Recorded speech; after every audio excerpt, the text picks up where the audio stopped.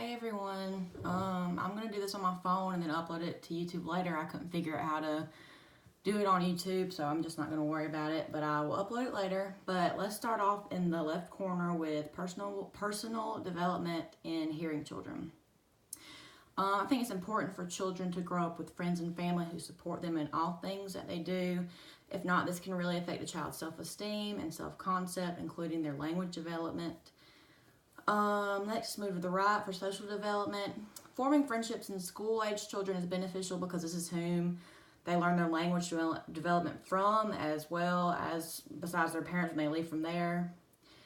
And it's also noted that these children are the ones who tend to have better grades and better development of spoken language. Okay, move over to cultural development. Throughout the school, kids are constantly surrounded by many different cultures. Being surrounded by these different cultures can help a child somewhat determine their own cultural beliefs, because they're with them 5 days a week, 8 hours a day. They're just there all the time. And then these kids are also surrounded by a wide variety of students who are all different from each other in different ways, whether another child be deaf or hard of hearing, a child may speak another language, or may be confined to a wheelchair. This helps the child understand that there are many other people out there that may be a little different from him or her, but can still do the same things, do anything, have the same jobs, work together, and so on. If you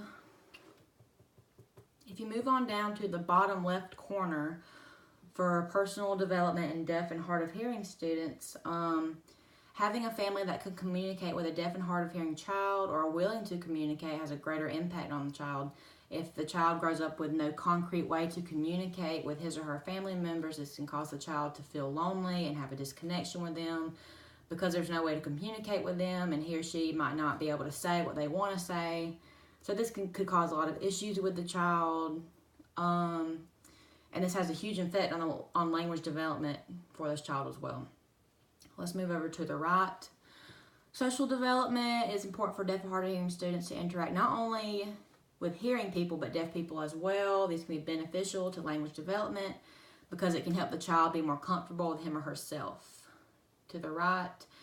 Cultural development. Deaf children who attend a deaf school can benefit from this because this can help the child become more aware of deaf culture.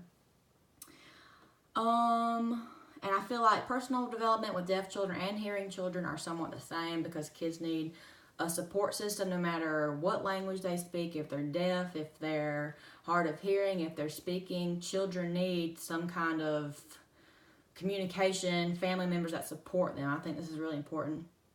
I think that social development with deaf children and hearing children are different because social development can be different in many ways, how they communicate. And lastly, cultural development with deaf children and hearing children are somewhat the same because hearing children grow up in the school with kids different from them, and so do deaf children. But this can also kind of depend on whether the deaf child goes to an all-deaf school or if they're in a public school. It just kind of depends. But that's it. Thank you.